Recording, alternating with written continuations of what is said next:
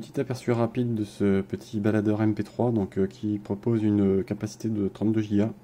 Donc là on est vraiment sur un baladeur sur lequel on va devoir mettre ses musiques, donc avoir ses musiques au format MP3 et les envoyer sur le baladeur. Donc un petit peu comme ce qu'on avait auparavant, avant nos smartphones, notamment avec les iPods. Donc voilà, on trouve un petit peu ce principe de fonctionnement. Donc déjà, très bonne première surprise, c'est la qualité de fabrication générale et de design que je trouve pour le coup très réussi. On a un appareil qui est pas forcément hyper léger, mais ça va. Voilà, dans des dimensions plutôt raisonnables, un peu épais par rapport à ce qu'on a pu voir notamment avec les derniers iPods. Donc ça c'est un des pires reproches que je pourrais faire, c'est effectivement un peu épais, peut-être des dimensions un peu grandes. Mais ça reste, voilà, ça reste quand même relativement fin et dans une poche, ça se glissera très facilement. Donc là, on a un grand écran, on a une zone tactile. Donc déjà, petit tour du propriétaire. Donc là, on a trois boutons, bouton de volume ici, le bouton d'alimentation, ici une petite attache pour la Dragon.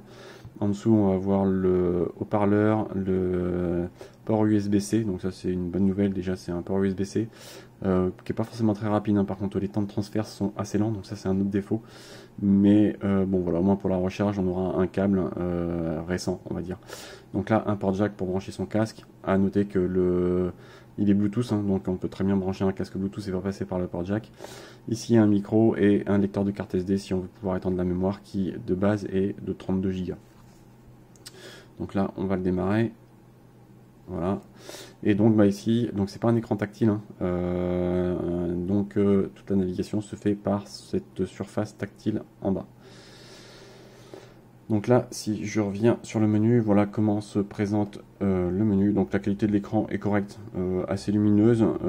C'est pas une définition hyper folle, mais c'est largement suffisant. Donc voilà, ça fait le job, c'est correct. Après, c'est vrai que finalement, ce qu'on regrette, c'est de pas avoir un écran tactile. Souvent, on a envie d'aller appuyer sur les touches. Très habitué finalement au téléphone maintenant. Et là, pour le coup, voilà, on est souvent là à vouloir appuyer, ah zut ça marche pas, donc on revient sur la zone tactile. Donc la zone tactile est plutôt assez réactive. Alors bon voilà, c'est pas forcément très très lisible. Là par exemple, si je vous le dis pas, je sais pas trop forcément sur quelle icône je suis. Bon, quand je me déplace ça va, on voit, mais sinon c'est vrai que là je trouve en termes d'ergonomie c'est pas top. Voilà, là j'arrive là, je sais pas trop, mis à part que l'icône est effectivement un tout petit peu plus grande, mais en termes de lisibilité c'est vraiment pas terrible. Bon, voilà. Sinon, donc on a de la musique, on a la radio, donc la radio qui ne marche qu'avec un écouteur filaire qui est fourni avec, donc voilà, un écouteur assez bas de gamme, entrée de gamme on va dire, mais qui fonctionne. Donc, mais bon après, si vous avez un casque filaire, voilà, s'il faut un casque filaire pour pouvoir écouter la radio. Donc là, on a un petit explorateur de fichiers pour voir un petit peu ce qu'on a sur l'appareil. On peut lire des vidéos, alors c'est très très limité. Très honnêtement, j'ai pas essayé. On a que 2 formats vidéo qui sont supportés, donc autant dire que ce sera très compliqué. Alors j'ai l'impression que l'appareil est fourni avec un petit utilitaire. J'imagine pour faire de la conversion. Mais voilà, quand je l'ai branché sur mon PC, en fait, voilà, j'ai vu qu'il y avait un utilitaire qui était fourni avec. Je l'ai pas installé très honnêtement, mais ça ressemblait à un utilitaire vidéo. L'appareil fait aussi office de dictaphone, on y reviendra vite fait tout à l'heure. Donc ici le Bluetooth c'est pour pouvoir repérer ces appareils, donc voilà si j'y vais, on va pas rentrer dedans. On a des petits temps de latence comme ça qui sont des fois un petit peu désagréables, mais bon. Voilà, et liste d'appareils par exemple, j'ai retrouvé mon casque, donc j'ai testé avec mon casque Sony XM4 pour vraiment tester un petit peu la qualité sonore. Mais bref voilà, ça marche très bien en termes de Bluetooth. Ensuite on a des outils ici, donc là avec un podomètre, bon, on a des traductions un peu hasardeuses, une galerie photo si on veut mettre des photos sur son appareil. Bon là encore une fois la définition de l'écran va pouvoir être terrible pour faire ce genre d'utilisation. Un calendrier, bon voilà, ça vaut ce que ça vaut, un chronomètre, bon voilà c'est pareil, ça vaut ce que ça vaut, et un réveil, ça peut toujours être intéressant. On peut mettre des livres audio et ensuite on a ici le paramétrage. Donc voilà en gros. Pour la musique, donc si on revient un petit peu sur les performances, donc là par exemple je suis dans ma musique, à partir du moment où on met des musiques sur son appareil, il va forcément les trier en fonction des tags qui peut trouver dans les musiques. Donc bon, là j'ai mis un peu mes musiques en vrac, et pour autant ben, voilà, il va retrouver un petit peu la liste de tous les artistes, notamment que j'ai à travers mes différentes musiques. Donc il peut retrouver les albums, les genres, voilà. Bon, c'est une fonctionnalité assez basique, hein, entre guillemets, maintenant, avec les informations qu'il y a dans les pistes audio. Voilà, si je reviens sur ma lecture en cours. Donc il y a un petit haut-parleur, comme je le disais, donc on peut jouer de la musique.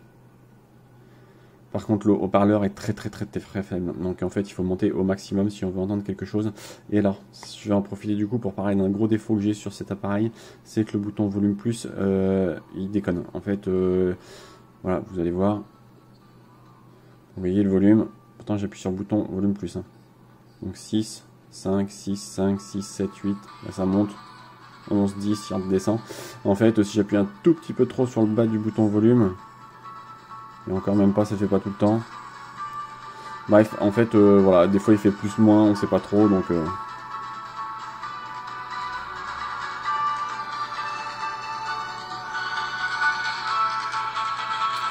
Donc voilà, une qualité du micro, enfin du haut-parleur qui est bon, pas folle, hein, par rapport à ce qu'on a sur nos téléphones, c'est pareil, c'est assez limité, je trouve, c'est dommage, hein, parce que bah, finalement, je pense que c'est une bonne fonctionnalité, là, d'avoir notamment quand même un bon haut-parleur. C'est correct pour vraiment faire écouter une petite musique, mais très clairement, on va pas utiliser cet appareil pour, enfin voilà, en mode, enfin le haut-parleur pour écouter une heure de musique. Hein, c'est vraiment juste là à titre d'appoint. Donc ça c'est dommage. Donc on va plutôt y brancher une enceinte externe ou du coup un casque audio. Donc voilà, donc moi personnellement j'ai branché donc mon Sony ici pour vraiment pouvoir tester, donc comparer avec une écoute sur mon iPhone. Donc c'est plutôt bah, finalement plutôt correct. Alors je l'ai essayé en mode filaire bien entendu. Donc en mode filaire on a un volume sonore qui est très fort, c'est-à-dire que je suis obligé de descendre à 10 sur 30, donc bon c'est très bien pour le coup. Et en mode Bluetooth par contre je suis à nouveau obligé de remonter quasiment au maximum. Donc on a un niveau sonore en Bluetooth qui est beaucoup plus faible que celui en filaire.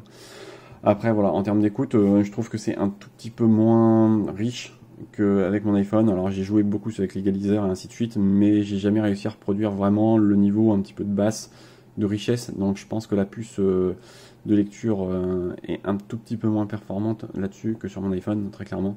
Mais ça reste encore une fois très correct. Voilà. Maintenant, sur les autres fonctionnalités, bah voilà, ça reste correct. J'ai essayé le dictaphone notamment.